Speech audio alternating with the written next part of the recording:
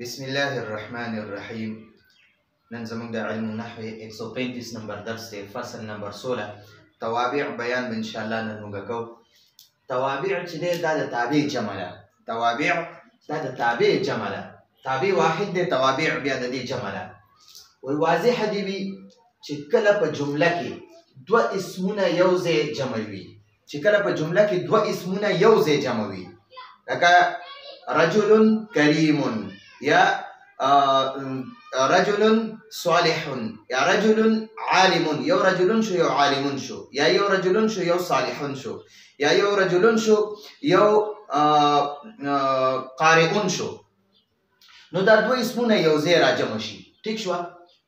او دویم اسم اولنی نه، دا دویم رجلون نه، چې کوم صالحون دی هغه یادی. دویم اسم په اعرابو کې او په وجه کې، یعنی جهت من وجه یا طرف، یا په وجه کې د مخکې اسم په شان وي، په اعرابو کې په شان وي. لکه څنګه چې د رجلون اعراب وي، که رجلون مرفوع وي نو دا صالحون به مرفوع وي، که رجلون منصوب وي صالحون به منصوب وي، که رجلون مجرور وي صالحون به مجرور وي. او په وجه کې که دا رجلون د عالمیت د فاعلیت د وجې نه مرفوع وي نو دا صالحون هم د فاعلیت د وجې مرفوع وي. که دا رجلون چې دی دا د مفعولیت د وجې نه منصوب وي نو بیا به دا صالحون هم د مفعولیت د وجې نه منصوب وي. ٹھیک شو دي؟ بیا دغه شان دی ښه دي. وای نو مخکې اسم ته مطبوع وای، د رجلون ته به مطبوع وای، او دا صالحون ته به بیا تابع وای، او دویم اسم ته تابع وای. ٹھیک شو؟ اوس په مثالونه لیکم ان شاء الله پوه بشئ. اوس د تابع تعریف کوي چې تابع څه ته وای. نو تابع هغه اسم ته وایي، تابع هغه دویم اسم ته وایي. دلته ما دویم ونه لیکو خو دویم پکارو. تابع هغه دویم د اسم نه مخکې به دویم ولیکئ، داسې یا زه پوره لیکم. تابع هغه دویم اسم ته وایي. تابع هغه دویم اسم ته وایي چې د خپل مخکې اسم سره په اعراب او په جهت یعنی وجه کې موافق یعنی یو شان وي. ٹھیک شو؟ نو د تابع بیا پنځه قسمونه دي. یو ته صفت وای، یو ته تاکید وای، یو ته بدل وای، یو ته عطف بالحرف یا عطف بحرف وای، او دویم ته پنځم ته عطف بیان وای. اوس ګورئ جی چې دوه اسمونه چې په جمله کې دوه اسمونه یو ځای شي، لکه مثلا ګورئ جی جاء رجل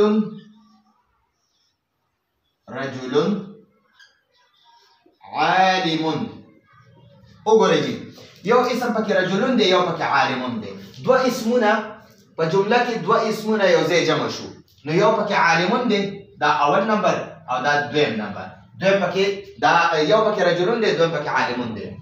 او دویم اسم په اعرابو او په وجه کې د مخکې اسم په شان وي. په اعرابو کې د مخکې اسم په شان وي. د مخکې اسم ته وګوره دا مرفوع دی، نو دا دویم اسم هم مرفوع دی. دا دویم اسم نه دی، دا د اولني اسم په شان دی په اعرابو کې. ٹھیک شو؟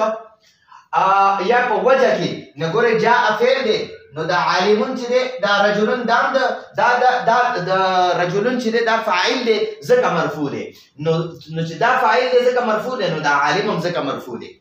ٹھیک شو؟ نو ګورئ دا د یو جهت د وجې نه دا دواړه مرفوع دي. خو دا اولنی دا دویم اسم چې دی دا عالمون، دا دویم اسم به د دې اولني اسم په شان کې وي په اعرابو کې. که دا اولنی اسم څنګه دلته مرفوع دی نو دا دویم اسم به مرفوع وي. که دا اولنی اسم منصوب وي دا دویم اسم به منصوب وي. که دا اولنی اسم دغه وي مجرور وي نو دا دویم اسم به مجرور وي. دا خو په دغه کې یو شانتي شو، په اعرابو کې یو شانتي شو.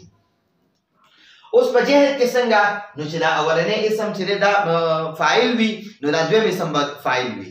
که دا اولنی اسم دا مفعول وي دا دویم اسم به مفعول وي. که دا اولنی اسم مجرور وي دا دویم اسم به مجرور وي. ٹھیک شو جی؟ نو چې دا په جهت کې دغه په شان دی وي چې ٹھیک شو وجه کې. نو دا جاء فعل شو، رجل موصوف، او عالم صفت. موصوف صفت دا فاعل شو. ٹھیک شو؟ ښه جی دا صفت چې دی کنه صفت دا د دویم اسم ته وایي. نو دا اولنی اسم ته به څه وایي؟ اولنی اسم ته به موصوف وایي. موصوف ٹھیک شو ها اوس تاکید بسنګ وی نو وګورئ ورته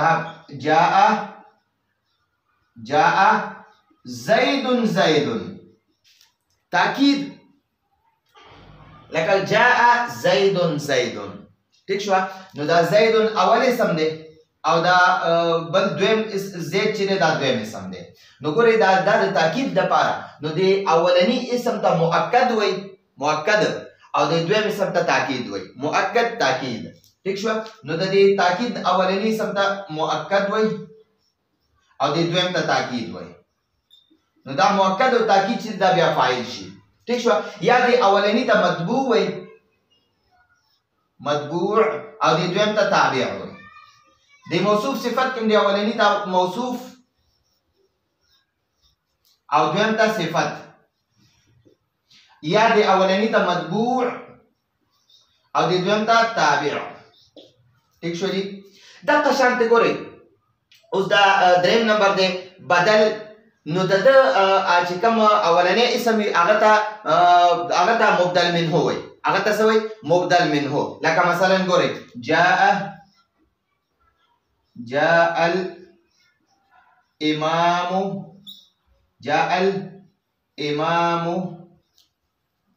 جاء الإمام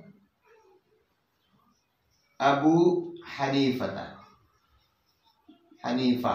جاء الإمام أبو حنيفة نقول دا الإمام چې دا مبدل منه دی مبدل منه او دا دویم اسم ابو حنیفه چې دا بدل نو دا بدل او مبدل منه دا بیا فاعل شو د جاء لپاره د دې ان شاء الله پوره ترکیب کو او د صفت په خپل تعریف کو بیا د دې مثالونه لیکو دا غي ترکیبونه وکاو د تاکید په خپل تعریف دا غي مثالونه او دا غي بیا ترکیبونه د بدل په خپل تعریف مثالونه او ترکیبونه د عطف بحرف تیرې د خپل تعریف مثالونه او ترکیبونه او دا په شان د عطف بیان اوس د صرف زنه ته پہچان کوم چې دا بسنګ موږ پیژنو نو بیا ان شاء الله په اسانه باندې مخکې سبقونه کې برات اسانه وي اوس عطف بحرف لکه مثلا ګورئ جاء زید و عمرو ٹھیک شو نو دا زید و عمرو د دې واو حرف عطف ته ٹھیک شو نو دا دغه دا اولنی ته معطوف علیه وي معطوف علی زید معطوف علیه دی واو حرف عطف دی او دا عمرو چې دا معطوف دی نو دا معطوف علیه بیا د جاء فعل لپاره فاعل شو او پنځم نمبر عطف بیان څه ته وایي لکه مثلا ګورئ جاء ابو حفص عمر ابو حفص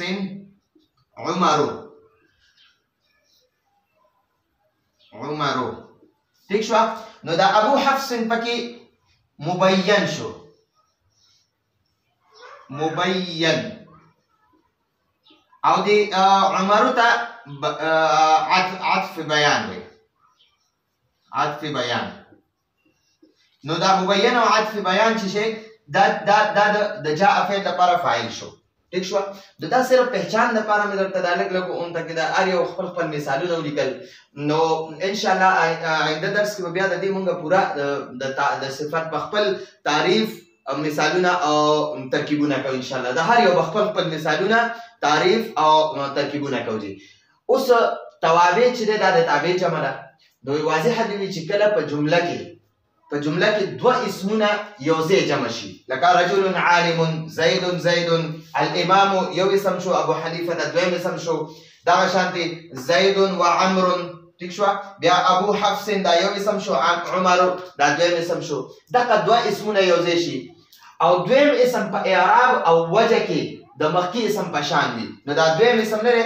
رجل عالم کې دا عالم دویم اسم دی ٹھیک شو رجل اول اسم دی عالم دویم اسم دی نو په اعراب او دویم اسم په اعراب او په وجه کې د مخکې اسم په شان دي چې د مخکې اسم کوم اعراب وي نو د دویم اسم په مبالغه اعراب وي د مخکې اسم ته مطبوع وایي د مخکې اسم ته رجلن ته مطبوع وای او د دویم اسم ته تابع وای یعنی عالم ته تابع وای دا قشان دا جاء زیدون زیدون کې دا اولنې زیدون چې د ته مطبوع وای دا دویم زیدون ته دا د تابع وای الامام ته مطبوع وای ابو حنیفه ته تابع وای زید ته مطبوع وای عمرو ته تابع وای ابو حفص ته مطبوع وای عمر ته تابع وای نو دا د مطبوع او تابع وای مطبوع اولنی اسم ته وای بیا د خپل نمونه دي دا مطبوع په صفت کې مطبوع ته موصوف وای او تابع ته صفت وای په تاکید کې مطبوع ته مؤکد وای او تاکید ته صفت ته تاکید ته تاکید وای ٹھیک شو ها بیا په بدل کې